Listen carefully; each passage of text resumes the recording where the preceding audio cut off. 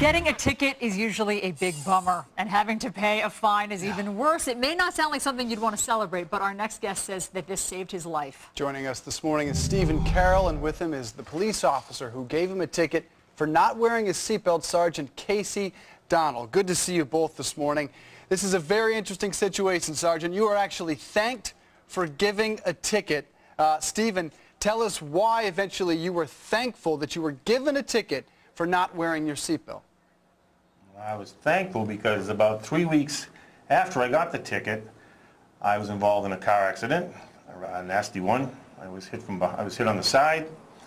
Car flipped over, completely rolled over, and without wearing my seatbelt, I would have been tossed around like a sock on a clothes dryer. I would have been hurting for sure. I would have been ejected or severely injured or maybe worse, maybe killed.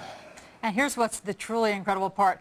In 40 years of driving, you never wore your seatbelt until you got this ticket from Sergeant Donnell there. You were angry, obviously, when you got the ticket, as so many of us are, but you didn't want to get another $130 ticket, so you started wearing your seatbelt. Sergeant Donnell, we understand that when Stephen, after this accident, that he called you. What did Stephen tell you in this follow-up phone call?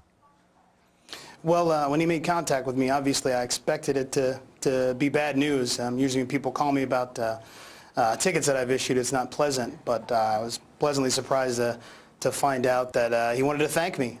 He said that if he hadn't been wearing a seatbelt, he'd probably been seriously hurt or killed. And Stephen, it's tough to ever be thankful when in that situation. We all get a little frustrated. Is your message to people, though, this morning that don't forget these police officers are trying to keep us all safe?